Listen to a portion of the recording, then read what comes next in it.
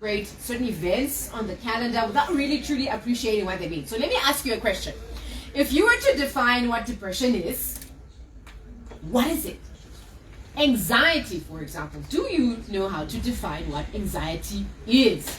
And so in the spirit of us as women supporting you as men better, we decided to rope in an expert who understands these terms. Depression, stress, anxiety, what exactly are we talking about? And also, as we learned in the last hour, if you've just tuned in, we were talking to naturopath Dr. Chantal Diaz from the UK, and she was highlighting that for men, mental health presents slightly different than it does for us as women. So when we're talking about depression, for example, men, for them, it will likely be a loss of appetite. They lose their desire to color, for example. They are less likely to sleep. And that is how depression will manifest for a man. So you will not hear a man saying, I'm depressed. I've never heard a man say he's depressed. You will less likely hear say a man, especially you will probably never hear him say, I am depressed, or I have anxiety, or I have sleep apnea. That is something you'll never hear. As a noble nakuwa, my wachiti sadza, andinajara. Unokona kubaba wachitara wachiti, kushaiwa wope mfungi asinda kaneta. These may very well be signs and symptoms that you, as a woman, as a wife, as a mother, need to be attentive to. So I'm just going to do a quick survey right now. If you can define the word depression, 0719-100, without looking it up, what is depression and how is it different from anxiety, from where you are sitting? And this is what we as women are trying to understand. Bridget was here, Sister Sleeve, as well as also lovely Phyllis were here. And it became very apparent that as much as we women like to talk about supporting our men, we also don't really want our men crying. As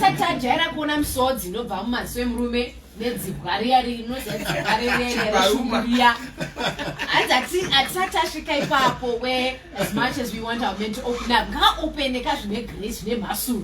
and it was very interesting in that discussion, learning how the impression and the picture that we have of masculinity is still governing, is still determining how we want men to process their feelings and their anxiety. So we had to tap in this morning and find the expert. And I also wanted to play you something that I thought was interesting, which I hope if we have time, we'll do a little bit later. But if you were to describe what anxiety is, so think in terms of symptoms. Anxiety, and I don't even know the Shona word for anxiety. What exactly is it? I think I should say muniye. Sleep disorder. My way. Chango wachuru Tirukuteresu sebano atema chipa kwa zimuto oko chipa checheche. Atinabo ere zvatinoona sezvigozhero zvinosangana nana baba in terms of their mental well-being, and how do we culturally support ourselves? And this is the discussion we want to have now. Before we introduce our guest, my Juju, I want to come back to you. So after last week's discussion, and thank you again to you who came through, my Chuma and many others, and our anonymous, who came through and says, at one time I opened up to my wife. I cried. She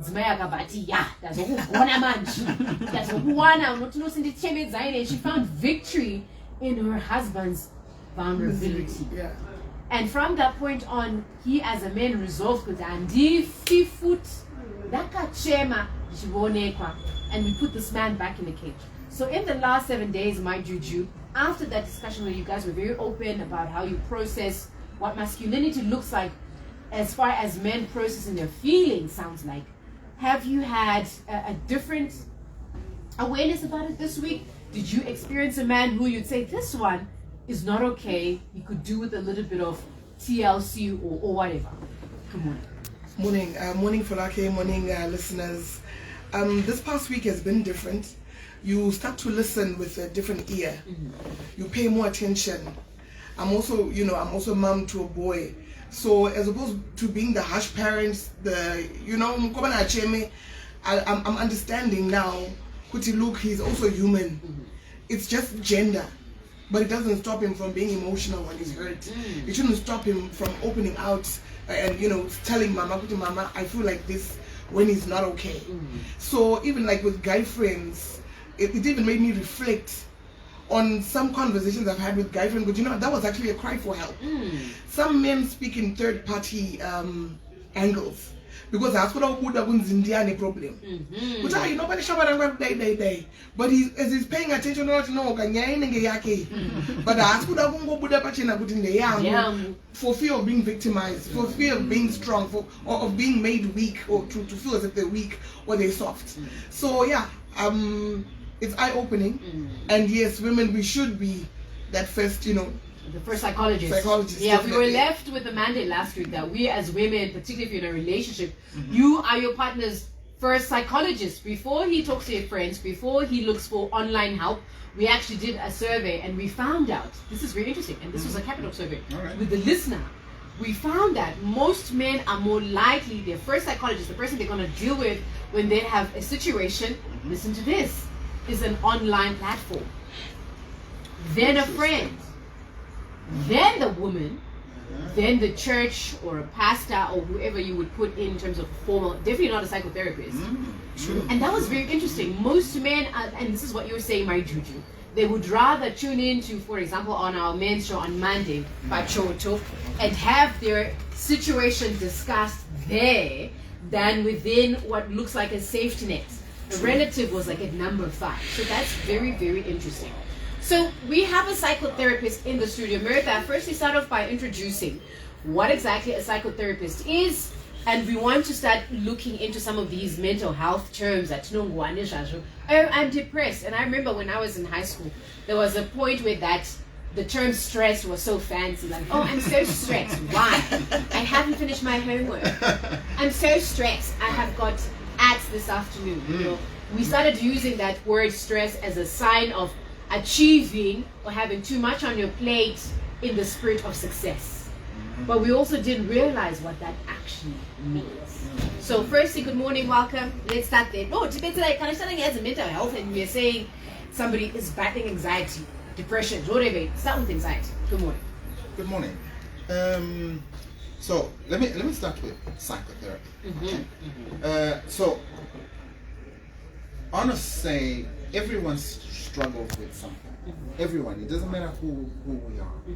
Everyone struggles with something, and that something is usually because of not kuti maijuju ataura zvandisina kufarira kana kuti for luck ataura zvandigumbura, but it's because of what we think about what's been said or what's happening. Okay, so it's your thinking that causes you distress. For like, it's not what I've said, but it's the meaning that you apply to what I've said. So that's where psychotherapy comes in to say, what thinking did you apply to what mind did you say?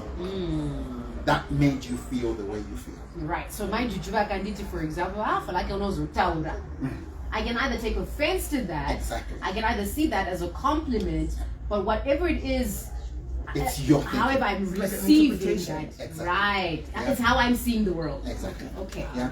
So it's the meaning that you apply to activity, events, words, whatever happens. So psychotherapy looks at what's your pattern of thinking. Is it largely negative? Is it largely positive? Or is it balanced? Okay. But for people who struggle the most, usually you find their thinking is more on the negative side. True, very true. Okay? So what we do as psychotherapists is we look at that thinking with you to say, this is the thinking that you are applying that's causing you to struggle. So we want to help you deal with that thinking differently. Because the thinking that you're carrying in your head is your thinking. No one can change that for you but yourself. So that's where psychotherapy comes in. Okay, got you. So getting into anxiety now. Now, these are, right, to start with anxiety is actually a very functional aspect of life. Okay. All right? Right. Now, we all need anxiety to function. Right now, as I'm talking to you, I'm using a certain level of anxiety. All right? And to a certain extent, I'm conscious of my anxiety, all right? I'm conscious of the anxiety that I have and need to be able to say what I'm saying right now. But it becomes a problem where the anxiety becomes too much that it stops you from functioning. Or I start to become a bit scared that they're going to judge me, and I start to shiver, shaking, and I might not even come. I will say, oh, I've got a stomachache, and I avoid going into situations because of the way I'm feeling. But okay, I'm hearing what you're saying, but I still don't think I know how to define what anxiety is. Okay. What is it that I'm feeling? What is it a man is feeling Right. when they are struggling with Anxious. anxiety? Because you're saying anxious, thank you. Yeah. So because you're saying you suffer from anxiety, Yes. and it's normal, Yes. but it gets to a point where it becomes a disorder. Exactly. So what exactly is anxiety? What Right. am I feeling? So anxiety on its core is an element of fear.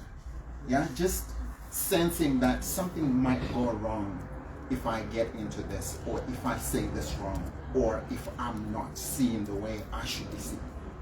You know, I feel like I suffer from anxiety. Because, like, for instance, if you want to talk to me and I prefer you to say, my Juju, I want to talk to you, and then we talk right there and then. But that's you letting me know that I want to talk to you, and then I have to wait for you to eventually come and talk to me. I'm battling with my thoughts. Yeah, Anticipation. But that's Yeah. normal Yeah. though, isn't it? Because I think most people, I'll tell you, I'll be the first to say, if I get a message from my boss, anyone who knows me knows how I am about this. If I get a message from my boss that she wants to see me, I will be unsettled. I'll be worrisome. It's on my mind. I'm uneasy. Yeah. Because, so I'm saying, isn't what my Juju, what she's describing, is anxiety, Yes. but it's the normal anxiety where there are things in life that will make you uneasy. Right. So what actually has happened, or what happens, is there are what we call core schemas. All right. Where your core schema for someone saying I want to see you connects to what has happened in the past. Okay. What that I want to see you meant was we're breaking up. So the moment you hear It's not me. someone it's saying, not you. It's me. yeah, Yeah. the moment you then triggers. hear someone saying I want to see you, you are taken back to that, and you start to become anxious because it means something negative. All right. You better not look at me and ask me why my boss I want wants to see you me. later. Yeah. you better not be asking me why. I know why. So like I was saying, everything that we go through triggers something that has happened in the past, especially if it hasn't been resolved in our thinking, right? So those are what we call the negative schemas, the negative thought patterns that you hold on to. Okay, so now when you go through a lot of that, and you keep having a lot of people saying, I want to see you, I want to see you, I want to see you, and you have these anxiety situations provoked time and time again, you start to get into this space where you start to feel hopeless and helpless about things generally. Okay, so in hopelessness and helplessness, I'm already describing a sense of depression, right? You feel hopeless about things, you feel helpless, you feel you can't do anything to deal with this situation. It's been going on for a long time. Okay, so this is where the element of depression then comes in. I've got this problem, I don't know what to do about it. I've tried, I've talked to people, nobody can seem to help me deal with this thing. So you kind of accept it as a defeat. I can't deal with this, so I resign to fate the way it is. So in a nutshell, that's where we then get into depression. I can't do this. I can't wake up, I can't feed my children, I just don't have enough energy to deal with this problem. Okay, so what are the symptoms of that uneasiness that we're describing that we should be worried about? Right. So with the anxiety side of things, there is the restlessness part. Okay? When you see your partner, and especially someone you know, they they're just restless. They can't sit down. They can't concentrate.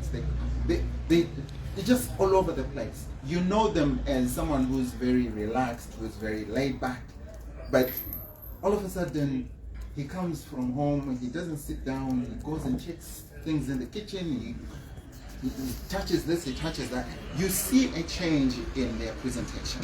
So those are some of the things that you start to notice. In men especially, depression is linked to agitation, okay? Because we don't want to sit and feel down, but our downness is then triggered by, I don't like what you're saying. I start to become agitated. I start to become snappy all of a sudden.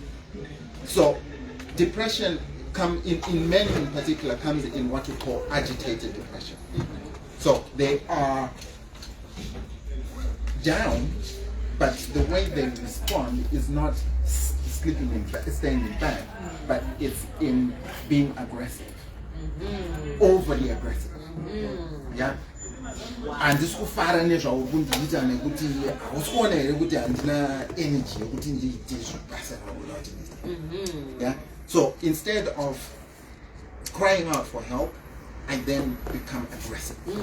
Yeah. So those are some of the things that you can see in your men when things start to happen in that way. It's Capital 100.4 FM, Harare Zabit. Sis, have you noticed your man starting to behave slightly different from the way that he typically would just behave? It might be because he's battling with being uneasy. Wakaisa application your job interview, you're waiting for the result. The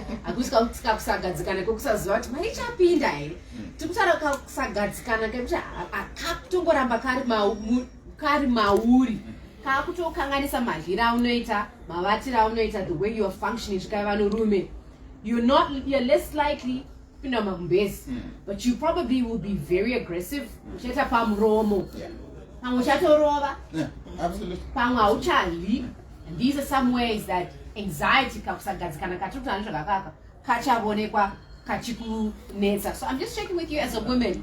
Have you noticed your man being different in any way that you would say, I think you're onto something here? Our psychotherapist Mirka is coming in just to highlight to us, teaching us what exactly anxiety may look like, because most of us admittedly use it more casually than we care to understand or imagine, and is helping us pick up some of those important signs that are necessary for you to be able to support your partner a little bit better.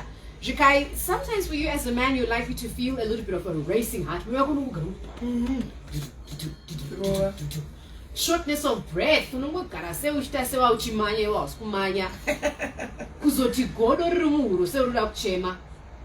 Yeah.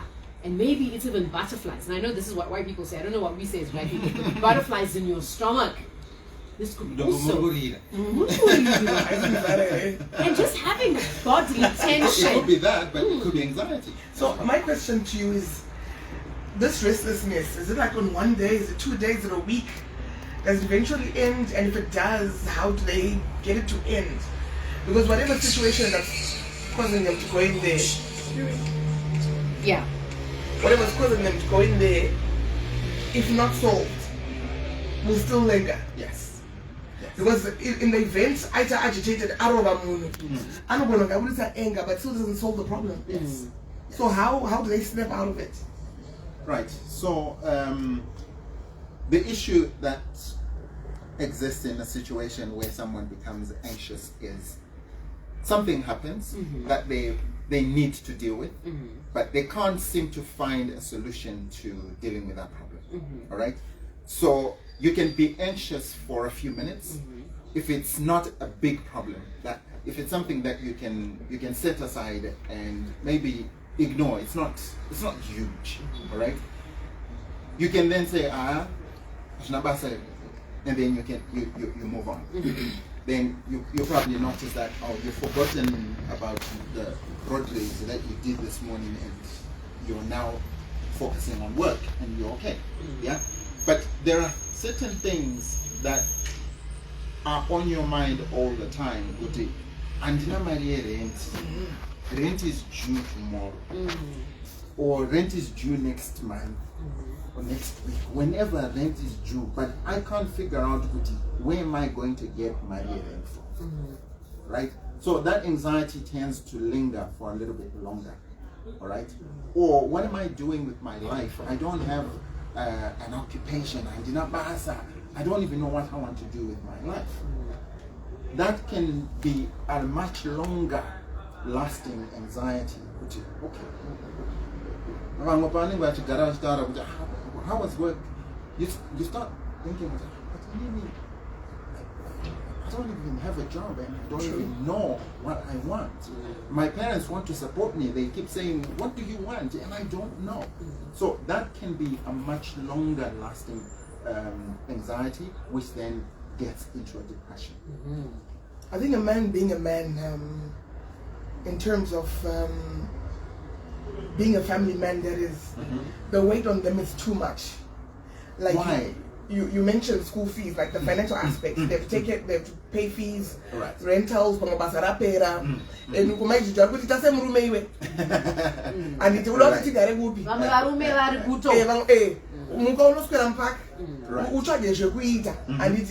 And obviously anxiety I fear because as long as there's no plan B to get anything anywhere else, probably that's the reason why then some then resort to suicide or absolutely. You know what? If I can just interject there, where do I talk that?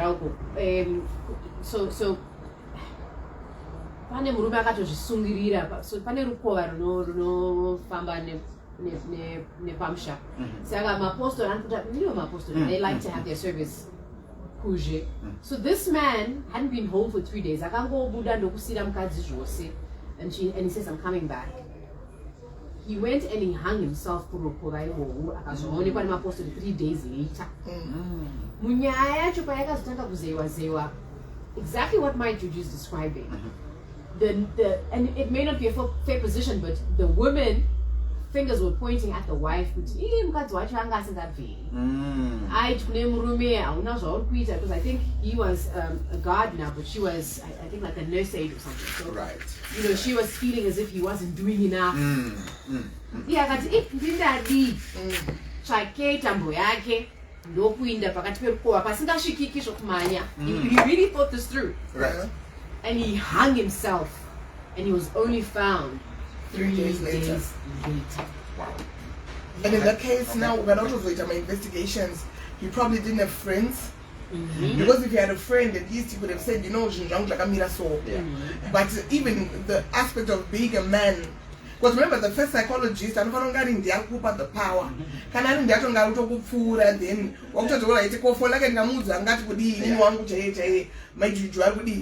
I could lose otherwise. Yeah. Shame, may soul rest in peace. So these are some of the deep issues that we need to talk about. Okay. A lot of men don't know what their role is. Okay. Generally, lots and lots of men out there don't know what their role is. Because the role of a man is not... Wait, hold on. Before you give that answer, right. Let's put this out to the listener. We want to put this to the test, Let's okay? do that. So if you are listening in, our psychotherapist Meta says, and I want to challenge that, right? So let's put it to the test. 0719 100 404. As a man, as you're listening in, as a wife, as you're listening in, as a sister, as a mother, what do you think the role of a man is? 0719 100 404. It can be an audio note, not longer. It doesn't even need to be 90 seconds. This can be an easy 30 seconds. You can type in, what do you think the role of a man should be? Context. Is this man a father? Is it a husband? Or how the role of a man, it doesn't matter what you are. Man, husband, father, son. What's your role? A provider. All right, so hold your answers. It's 11:37. Let's give the listener up to about 11:45. So that's like in, how many minutes is that? 8 minutes. Yeah. We're going to come back to this question. What do you think the role of a man is? All right, and we're still asking you, because this is Sisters Keeper. It's a women's kitchen conversations. Have you watched your man struggling? And maybe even in silence. And maybe it's even your son. Maybe it's your brother. Have you watched a man that you love struggle? And you didn't know what to do or what to say. We want to hear from you. 0719 100 404. Do you think men are naturally quiet about their emotions? 0719 100 404. As we're looking into understanding what anxiety is. And so, Manjush, I know you want to say something, and as you're going to say something, I wanted to ask Mirtha something. What does anxiety look like for boys? I think you gave us we painted a nice picture for what it looks like for men. But what does it look like for men, for boys, and what are the signs we as women should be looking at? Right. I'll tell you a very funny story. Again, this kind of links into something what we said earlier on. Do you realize that if you're a father to a son and you're not home a lot, your son feels the need to step into your role? Yeah? As the man of the house. Doesn't matter how old your son is. He could be 2. He could be 5. He could be 7.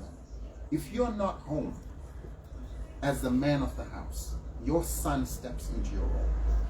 So if you're talking about, I'm supposed to protect my family, that 2-year-old will feel that it's now my responsibility to protect my mother and my sister because I'm the man here.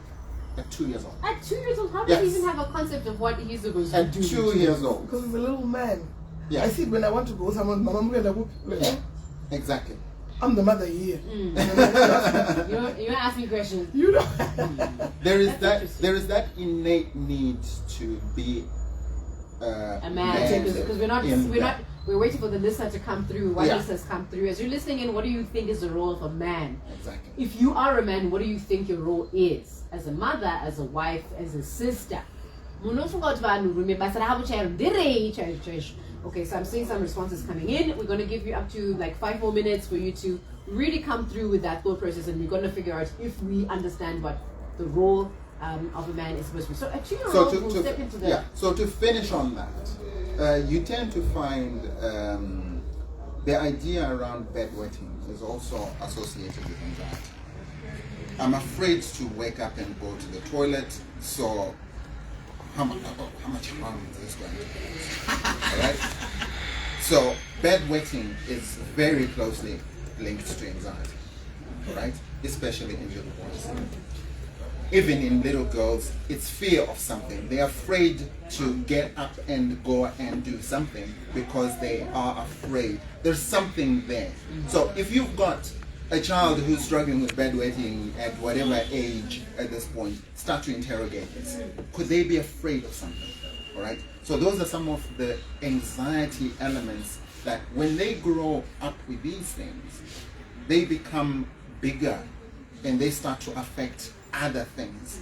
Whilst they may have been afraid of the boogeyman under the bed. But is it not possible that it's bedwetting because he's dreaming of himself sleeping? And I know listening and you've been there too, where you're dreaming of yourself, thinking you've made it to the bathroom, and then you only realize that, oh shucks, I halfway through. Oh, I did it again. So my point really being, are we saying bedwetting is as a result of a psychological or a behavioral issue? So there are 2 main things that bedwetting is that people don't get, okay? Or that continence and incontinence that people don't get. One is anxiety. 2 is there's actually diabetes in children, or what's it called? The allergies. You're allergic to something. Your body is eager to get rid of that, so it will start to push water out. Okay. So you want to go to the toilet like 5 times, 10 times in a minute. So it takes a lot of energy to get up and go to the toilet. You know? It really does. Yeah. Yeah. Especially in So winter. yeah, But anyway. On top of that, Anyway. on top of that, I've just been to the toilet and already Not I so want long to go ago. back, Oh my and everybody's looking at me and saying, "You've just been to the toilet. What's going on What's here?" going on? You know? I get that. So there I is get that. all Yeah. that people need to understand. Okay, so there's bedwetting. What else are we looking for in our boy child in terms of anxiety?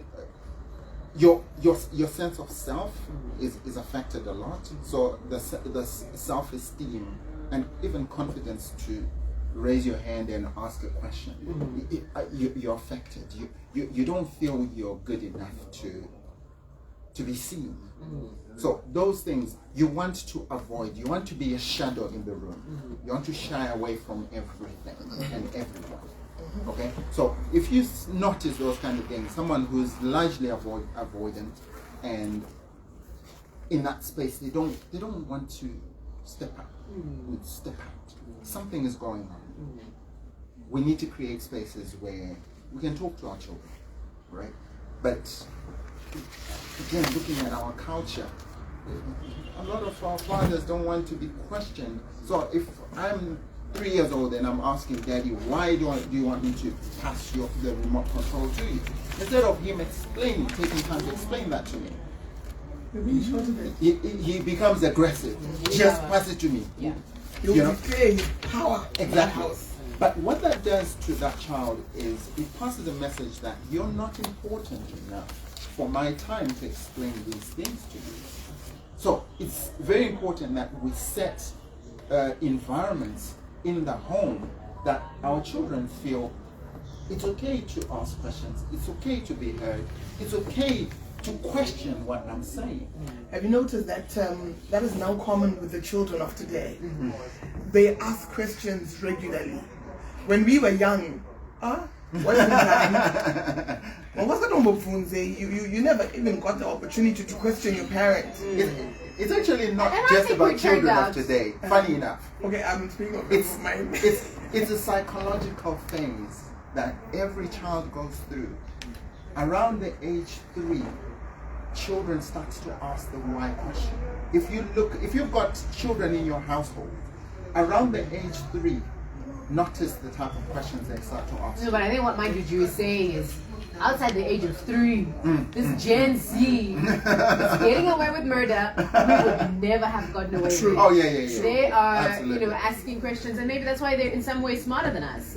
Look at how they're using AI, for example, in a way that you and I Plus, would the old parents, like my parents, or time from that time, they instilled fear. Of course. They ruled homes instilling fear. So you wouldn't ask The such. iron fists. Yeah. So because of that, now we're we're not parenting our kids the way we were parented. I also try to parent the way my mother parented, but yay, I become a soldier mom, right? Because I'm feeling I need to toughen up this boy because I feel he's more on the emotional side. But now with men's mental health issues, I understand. And I love that, honestly, my Juju. And I'm sure if you're listening in also, and if you're a boy mom, I think this is something you might connect with. This idea that he's too emotional for a boy. You know? Well, why is he speaking? Why is he behaving this way? True. How is this then feeding into what we're talking about today, which is anxiety? Feeling uneasy about life in general. You feel stuck because every situation just makes you feel like you have to worry, that you have to be fearful, that you are uncertain about the outcome of everything, and nobody really can control any outcome. So, if boys are largely surrounded by mothers, they are going to copy the way mothers respond to things. Okay? So, mothers tend to be more emotional than fathers, right? So, if you notice that he's a little bit more emotional, he's probably spending more time with mom than he's spending time elsewhere. True. All right? Because we are creatures of a habit. What we do, we have learned it. We see it somewhere. All right? So, what you are then struggling with is he's probably not having a regular male role model, and therefore he's copying a lot more from you. And that's a problem for you because you want him to be a man. You don't want him to be like you. Feminine environment. Yeah. Yeah. So the feminine environment is going to mold a boy into more feminine. Hold on. Let's interrogate that a little bit further. Let's do that. So if you're raising a son in an environment where he has more sisters, more women, Yeah. we paint nails, we love our dresses. Yes. Oh boy, we love our lashes. Mhm. What does this mean for this boy child? That's where we're saying he's likely to mimic those things. So he's gonna like more dresses. He's gonna like lashes, Exactly. and does this then speak to something that's illegal in our country, where a boy becomes attracted to other boys because he grew up in an environment they where can be what we call heterosexual. I get that one. Yeah. In other words, he likes to take care of himself. He but likes to he's not have his interested in nails it. done, Right. manicure, pedicure. He likes to look good. Yeah. But it's not necessarily because men should look, Let me ask the question again for a simple, straightforward Yeah. answer. Are we saying our boys that are growing up in homes Yes. that have more feminine energy will end up becoming confused about their sexuality because they grew up in more feminine homes? There is an element to that. I'll tell you, there's a case that I dealt with. A guy actually ended up being gay because he felt that if I look this way or if I behave this way, well, I've got a better chance with guys than I have a chance with girls. So he was actually anxious to talk to girls because he was afraid, he had that anxiety that they will say no to him. Okay, so he then realized that actually I have more chance of being saying yes to guys, so I'm going for guys. So that cute that you mentioned, there was times I used to polish my own nails at home. And then you see Juju, it's like I don't want no. You agitation. You say that. But not to chairman like he was around 3. Yeah. Which no. Boys don't paint their cheek. Because I think I went out, it was lockdown time. So I think I get out of the. Yeah. But I told them no, this we don't do. Right. Then the one time I saw his finger and nails painted, because he had been at my mom's, so one of my sisters. I didn't show age. Because I think because he's young, he won't understand until like this is another firecracker of a conversation we are not ready to have as a nation. Really, we are not ready to have as a nation. So, okay, we're almost out of time. We've had some responses coming in terms of the role of a man. Let me just go through them quickly. And also something that's important. So how do we love someone through difficult situations where oftentimes men will not speak? But chances are you may not speak. You may not see that there is a problem, say in this case with anxiety. I mean, I can't even imagine saying this to anyone and saying you have a problem with anxiety and they'll be like, you know what, you're right as a man. I'm not even seeing how this conversation is going to go down. So how do we love as women a man, a son, a brother who we can clearly see that they are not okay, but they need us, and we also don't want to push too hard. Yeah. Do you know what I mean? You don't want to, Absolutely. but at the same time, you also don't want to shrink yourself in trying to help someone. So the problem with these things is when you label it, okay? When you put a label to it to say you have anxiety, I'll go on my defensive side. So what do you mean? Yeah. True. But if you point what it is that you feel I am struggling with, I've seen you bite your nails. What's that about? And then that opens a different kind of conversation. But if you say I've got anxiety, you are saying a lot of things, and I'm likely to look at you and go, "You okay?" So we need to understand. Let's address what we are seeing in a way that you are wanting to understand. What's that about? Maybe he wasn't even aware that he bites his nails. That's another thing that people do again by when they're anxious. They bite their nails. So, or they tap their fingers like they're fidgety. Exactly. That's the restlessness we were talking about earlier on. Yeah? They are just not at ease with things. So, when you see that, point it out. I've seen you do that. What's that?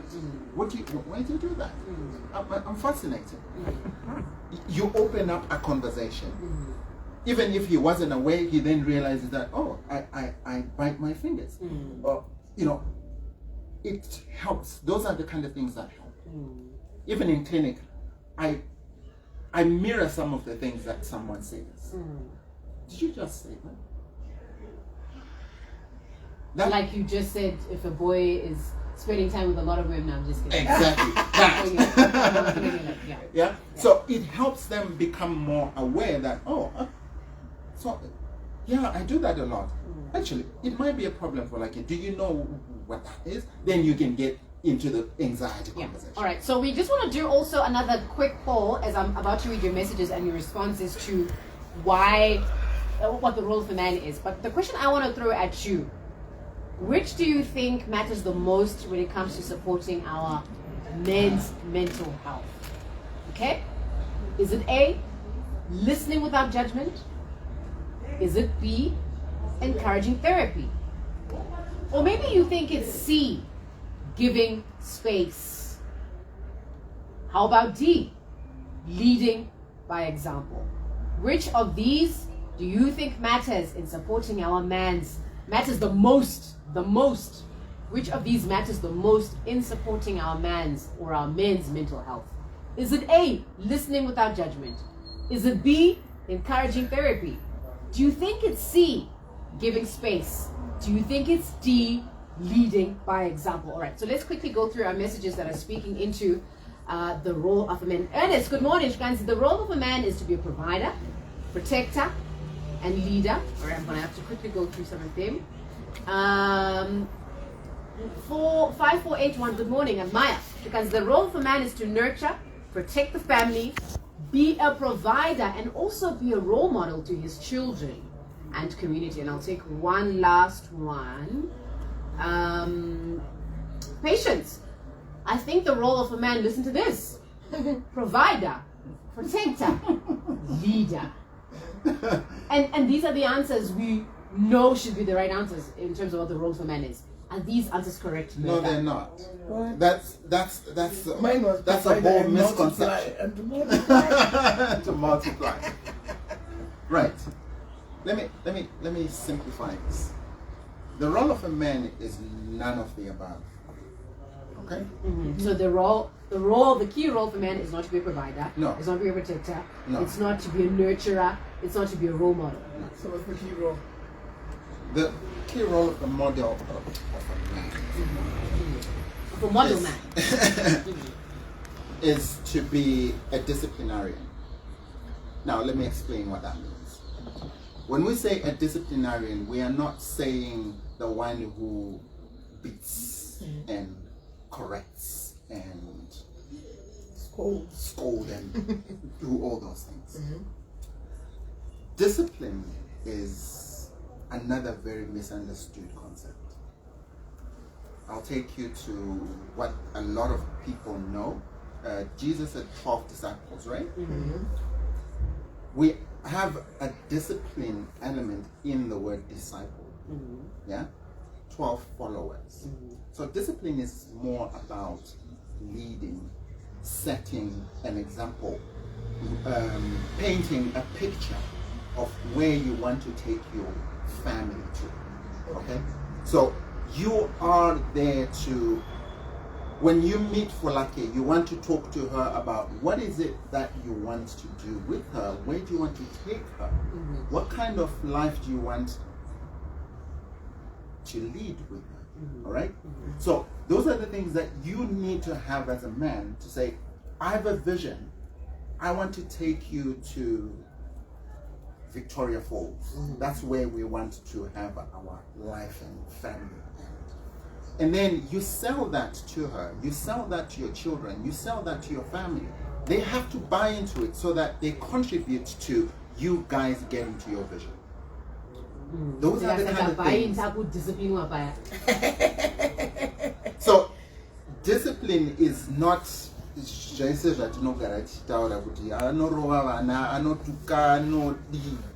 he rules with an iron fist. That's not discipline. That's something totally different. Okay, so what is this discipline we're expecting for a man to his wife, for example? Right. So we are saying when you're getting married to this woman, sell a vision to her.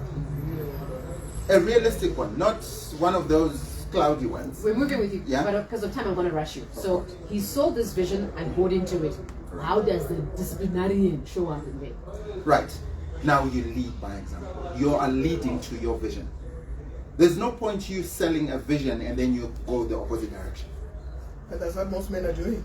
Well, that's where people get lost. All right? People don't often understand these concepts. Paint a picture. That vision that you show it to her, is she buying into it? Does she see that being a reality? And are you doing what leads to that vision? If you're not doing that, then she's probably going to think, Wow. what's that? Do you agree with that? That the role of a man is to be a disciplinarian? How are you understanding that? Curious to hear your thoughts and your reactions. We're actually literally out of time. We wanted to know from you, so what should a safe space be like for men that we as women are supposed to create so that you can express yourself? What should that safe space look like? Right. Safe space is a space where we're able to communicate. But by communicating, we're not just saying, let's talk. Communication is more about problem solving. All right? Actually, I'm going to throw this in. Crying is a form of communication. But what is it that you are failing to say that you are communicating through crying? Wow. Wow. Through tears. I'll leave it at that. What are you failing to communicate? That you have to communicate through crying. Tears. Wow. Okay, we're gonna leave that. So the question I'd asked you, which of these matters the most in supporting men's mental health? Do you think it's listening without judgment? Do you think it's encouraging? Do you think it's giving space? Do you think it's leading by example? So it's very interesting because the answers are very divergent. Mirtha, which do you say for men is the most, which matters the most for you as men in terms of supporting you? Between listening without judgment, encouraging. For me, I say all of the above because. For me, I say No. all the of most, the above. The most. No, there is none most. that's higher than the others on there. The most. Answer the question. The most. You don't get to psychotherapist. The most. There isn't The most. We've got to go to the news. But interestingly, men themselves were saying, for me, it's listening without judgment True. and giving space. So this is interesting. Because in our context, it's never going to be encouraging therapy. But So, you might not be talking. but we've got to go to the Yeah. news. We'll pick this up next week again. It is Capital 100.